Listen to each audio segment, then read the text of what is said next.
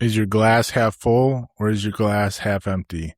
Welcome back to Boiler Wild. My name is Eric Johnson, and I'm going to be talking about the glass half full, glass half empty mentality. How you show up is how you will be perceived and how you will get results. And this is very, very important. And I have always come to learn about the way you show up over the years. I have, I'm the ripe age of 32 right now, but the most eye opening is, the more I meet more people doing training classes and seeing more perspectives and everything, the people who succeed are the people who show up with the right mentality.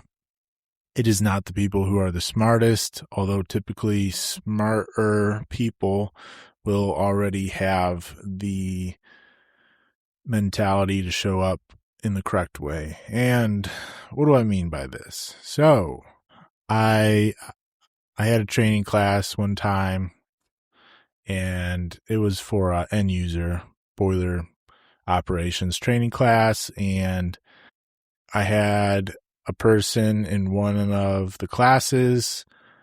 They were like, "What are we learning?" Because their employer didn't really do too much communication. They just basically said, "Hey, go in this room and sit through this training, and you're going to learn," which the employer could do better, but, I can't control that part. Anyways, so I'm like, "Oh, we're going to learn about, basic boiler operations and stuff." And they're like, "Oh, well, I don't get paid enough to learn."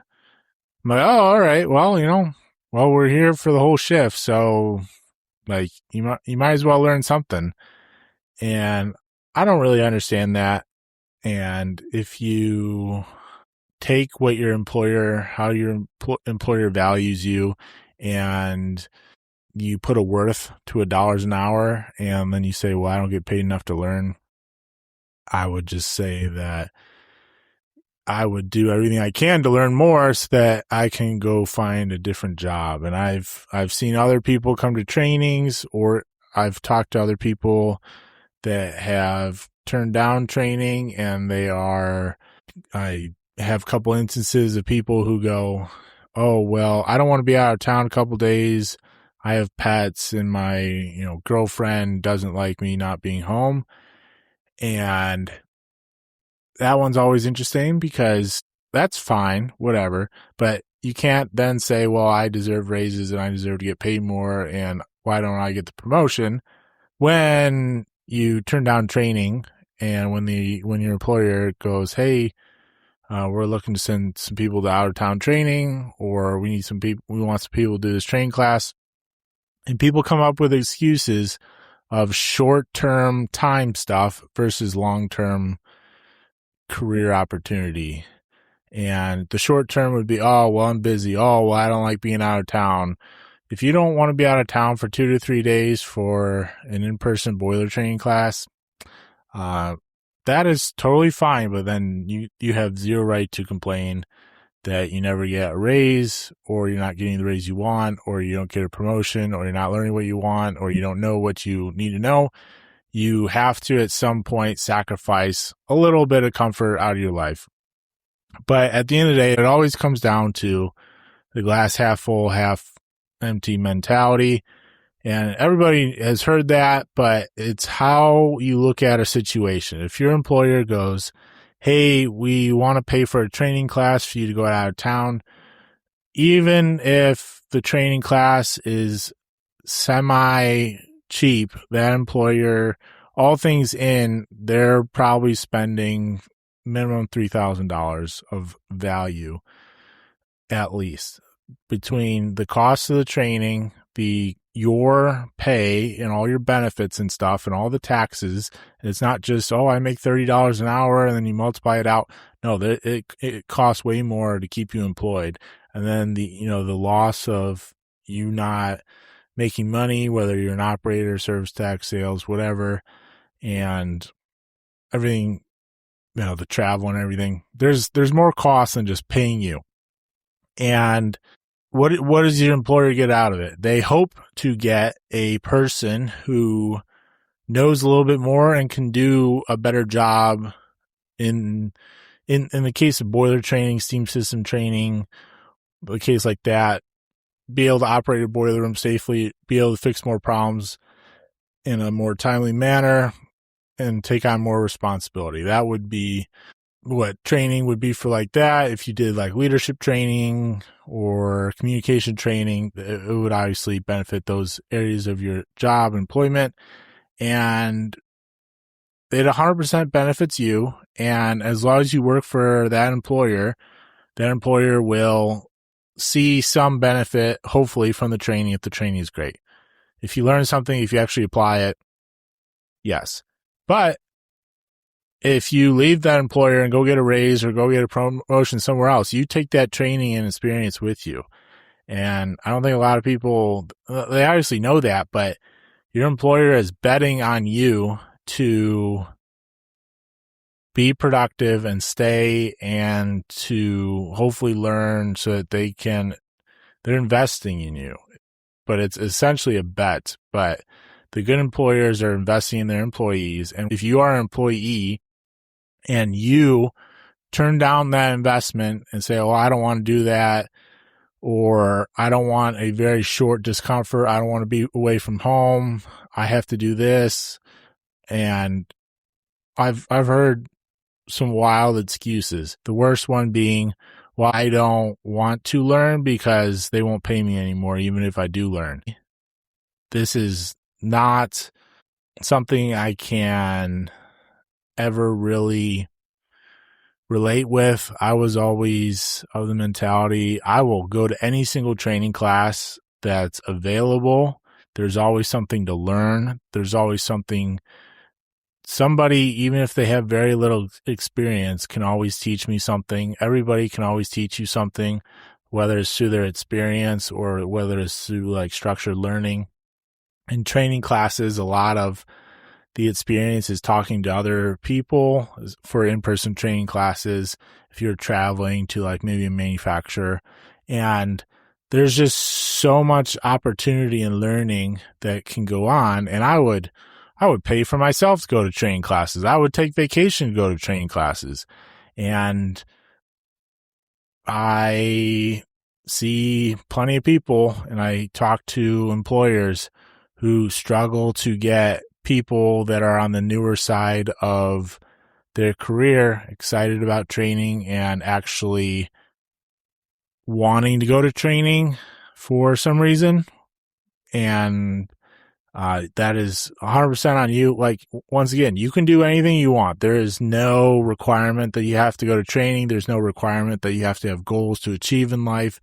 As long as you're happy doing whatever, that is 100% fine. But just know that if you're not getting better, there's probably somebody after you that is getting better. And if you're not getting better and you're not increasing your skills, if you're not finding ways to fix problems faster, to take on more responsibility, take problems off your boss's desk, then don't be surprised when you don't get the raise, when you don't get the promotion, when you don't get hired at the place you want to go get hired at. Like, stop looking at the next 2 weeks and try to look at 5 years and say, all right, where do I want to go? And that a lot of times people can't vision 5 years. I can barely envision 5 years.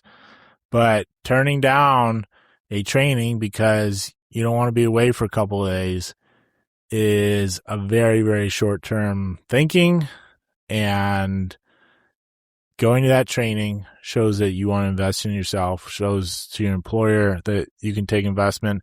But when you show up to the training, and I've seen this time and time again, I've had people come to trainings and they think it's a vacation. They had the vacation mindset of, well, I'm here, and if I learn something, great. If I don't learn something, great. If that is you, that is absolutely the wrong way to show up. Once again, how you show up is everything. And if you show up with it, well, I'm here, my employer's paying me, I don't really care if I learn, and I'm just going to exist and twiddle my thumbs in the back. I've seen them, and I try to block out, and I rearrange chairs and everything, the people that sit in the back are typically either the people that are the most experienced and just are there to observe, or they're the people who do not want to be there and do not want to be called on. And in my training classes, I try to get everybody involved, and even if you try to hide, there's no hiding. But if you are trying to just skate through a training and actually not learn anything, it's disappointing. And it's disappointing to see from an instructor's side. The instructor, and this is one thing that I've had to learn is, and once again, this is something I've always really known, but I can't care more about learning than somebody else does. And if you show up to a training class, and if we're walking around a boiler room and walking through a system, I'm trying to teach you and invest in you and do all this stuff, and you're just kind of staring at me and you don't want to ask questions, you don't want to respond to questions, you give very short answers, you put very little to no effort forward, you don't engage in discussions, you're not filling out notes, doing worksheets and everything, I'm going to see that, and I will continually try to get you to buy in to the training class. However, there are just some people who do not want to learn, feel that they are either above learning, or they know everything, or that they don't get paid enough to learn, or they don't want to be there for whatever reason. There's probably 100 reasons why somebody would show up to a training class and not want to learn. But it is so disappointing. It's hard for me, something that I'm learning is to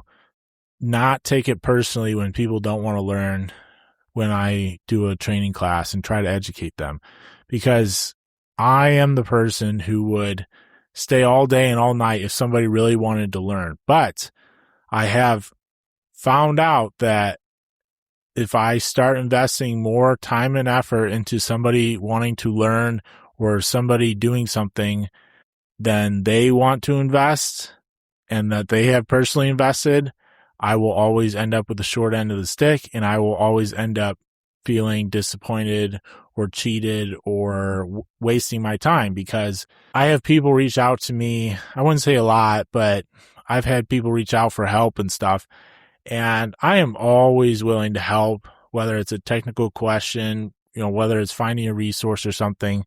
You'll see this also with social media forums and everything. It's almost like Google and now AI answers doesn't exist. People will post questions. People will email me questions. And this is not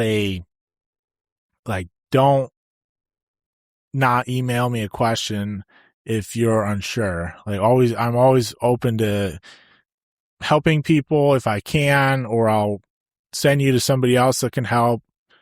I can do whatever I will. However, if you are asking me a question that can easily be answered by opening up a manual, by opening up Google, and you're not brand new, you are wanting somebody else to put more time and effort into getting the answer, and you just want to be told the answer. And if that is you, I can't relate, but you have to care about getting the answer, about achieving whatever you want to achieve more, and you can't put that effort onto somebody else. And I see this I try to read about and observe the school education process, K through 12 and everything, and the general society, and there's this general consensus. People call it learned helplessness, of just kids sitting there and they just want to be told what to do. And you just, as a teacher, you're asking them, hey, go find this. Well, I don't know where to find it. Okay, where would we go find stuff on the internet? Type into Google, type in this, type in that. All right, let's go to a website. Let's open this manual. Let's go read in this section of the manual. Well, I don't know how to do that. Okay, great. Let's put some effort towards it. Same thing with learning. You have to put some effort towards learning. No amount of learning can happen. Zero learning will happen if you don't put effort into it. Unfortunately, we're not computers and we cannot download information into our minds. If we could do that, everybody would just be a robot. Training and learning and knowledge would just be infinite and free. We would just download information into babies' brains and everybody would know everything. And basically everybody would be knowledgeably equal. However, that's not the case. You have to put forward effort. And if you show up to a training class and you think you're going to put in zero effort, and if you have the mentality of, well, if I learn something, great. If I don't learn something, great. I don't care. This is just time away to be from my job. From an instructor side, it is very hard to see that because I know even if you think your employer sucks, that training class, you 100% own what you are learning in that class. And you 100% are the one that benefits from it. It's not like your employer can take away that skill and knowledge that you learn in a training class and say, nope, you don't get this anymore, and we're going to take this away and give it to somebody else. Or when you quit or leave or get a promotion or move on with life, they say, nope, we're going to take that away, and we're going to take away your experiences. That experience, that training, even on the job training, that experience is for you. And if you have an employer, and this is not every single employer. I've seen plenty of employers that do the bare minimum, and bare minimum is basically like, we pay you enough for you not to quit. They do the bare minimum and they send people to zero training classes. They don't care if people get hurt. They don't care about anything. They just care about doing business. And if your employer puts zero investment into you, you should probably start looking for a different employer. There are plenty of good ones out there. But if your employer is wanting to invest in you and you're just like, nah, I'm good, don't be surprised when your employer says, nah, we're good when it comes to your employment at that employer, because somebody else will show up after you, even though there is a skilled trade shortage, even though there's a lack of knowledge shortage.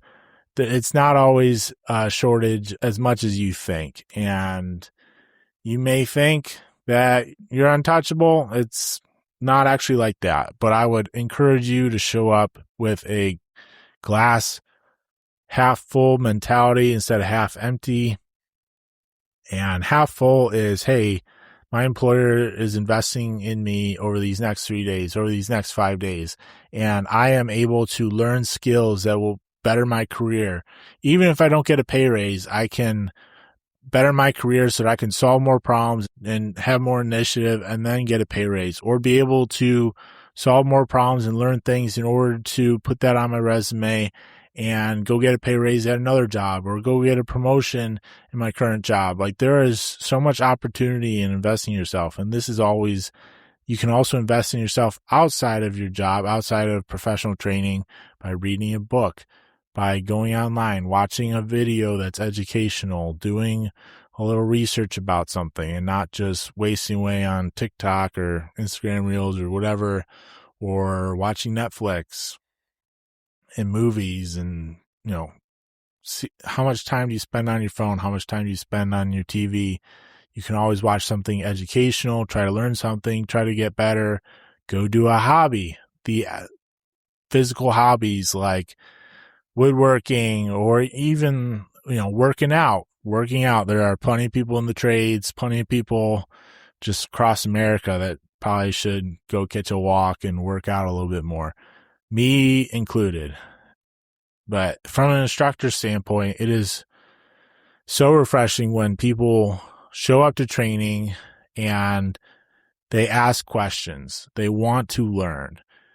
I don't care if you ask the dumbest questions seemingly possible. I don't care. I don't care if you know nothing as an instructor. Everybody starts at zero when you're born, and you can't really control that. But the point of training is to leave with skills and experience that make you do a job differently. In the point of boiler training and steam training and hydronics and everything, depending on your job, it is all about being able to do your job better, do it safer, be able to, sell more boilers, be able to talk with customers. There should be actionable takeaways beyond, oh, that was just a great experience, I enjoyed my time. If that's what all you did at training, that's not really training. Hopefully, you at least learned one or two things and can take that back and have action changed. But your instructor, if it's not me, it can be anybody. The best instructors are the ones that will converse with you, that will invest in you. But your instructor can only invest in you if you are open to investment. And if you, once again, don't ask questions, don't participate, and you just twiddle your thumbs, sit on your phone, take phone calls, do whatever, go drinking the nights in between training and show up hungover and sleep through the class the next day, your instructor can not invest in you when you show up like that. And that is showing up, I wouldn't even say a glass half empty mentality. That is just the glass is empty mentality of you just don't care at that point. And the instructor will write you off because if you're showing up hungover, sleeping, falling asleep, sitting in the back, sitting in the corner, that you've already shown at an outward appearance what you think of that training class and what you think of learning. And once again, the instructor, I cannot care more than you care, and I will invest in the people in that class that want to be there, and I will invest in the people who participate and do the worksheets and ask questions and are in the engagement of discussion. And I will not let the people who don't want to be there and don't care about learning and training ruin the experience for everybody else. And I just encourage you, if you are the person who views training as something that you have to do versus something you get to do, I would try to change that. How you show up is everything. And this may seem preachy. I am not trying to preach to you. I'm preaching to my younger self. I'm preaching to my older self. This is something that I probably need to hear every single day. How you show up is everything. And I know I don't have all the experience in the world. I don't have all the credibility in the world. But as somebody who really tries to deeply care about the process of teaching others about boilers, about steam, about anything or about the boiler industry, doing this podcast, posting on social media, there are so many days where I can care more than the people I am teaching, and it is very discouraging. But then there are so many days where I just feel filled with my glass because I am able to teach people who are very receptive to knowledge and want to get better and want to learn and want to improve themselves. Maybe they didn't have the best childhood growing up. Maybe they barely graduated high school. Maybe they don't have a great family situation at home and they want to change their life. And the boiler industry is a great way to do that. You can become a great service technician. You can become a stationary engineer. There are so many opportunities that you can get core knowledge experience and then maybe move on to sales if you want to get off the tools or stop being a stationary engineer. But if you're a stationary engineer for 10 years and then you go into boiler sales or mechanical maintenance sales or whatever, you'll have so much experience versus some person who is just has sales only experience. And there's so much value to that. So I just encourage you, glass half full is always better, but how you show up is everything. And your instructor notices, the trainer notices, the other people notice, and the other people you work with also notice every single day. If people do not ask you questions, if people avoid you, if you are seemingly not helpful to the rest of the people you work with, you are probably somebody, either one, you just don't know, which is totally fine, or two, they've already checked out on you. And I've worked with a lot of older people that will teach you everything that they know as long as you're receptive to it. And the minute you're not receptive to it and they can see that you don't care, they check out, because once again, the person teaching you can't care more than you care. There's no way to force feed you information, and it ends up just being a big waste of time. And if you just want to waste time, then go sit in the corner and sleep, because that's the same thing as trying to act like you're paying attention or to do whatever, because the net outcome is the same. You walk away from the training class, you walk away from the experience having learned nothing and have nothing to show for it. And you can just say, yep, I attended that. You'll take your pointless certificate and you'll go back to wondering why you can't achieve anything that you want to in your career, which if you're happy doing that, all for you, but don't ruin the experience for everybody else. So how you show up is everything. Your instructor will notice. I notice. If you engage in discussion, if you want to be there, your manager will notice on a daily experience. Your instructor will notice. The people you work with will notice. Be the light in the room. Don't let other people dim you down. Thank you. This is a little short episode, but I just want to get this out there. This is something I've been thinking about, and this is something super common in any industry, but in the boiler industry as well. And if you made it this far, I appreciate you listening. Hopefully this is something you need to be reminded of. This is something I always need to be reminded of, and I try to use this podcast for education. And I know that the woo-woo episodes like this one, I try not to make it too motivational woo-woo stuff, but I just try to speak from the heart and speak from what I am feeling, what I'm thinking in the moment. And this is something I've really been thinking about a lot, as I have learned and been disappointed and felt like I failed people because they showed up to training classes and didn't want to learn. And there's no amount of caring that I can do to make them learn. So hopefully that's not you. How you show up is everything. Thank you for listening, and stay wild.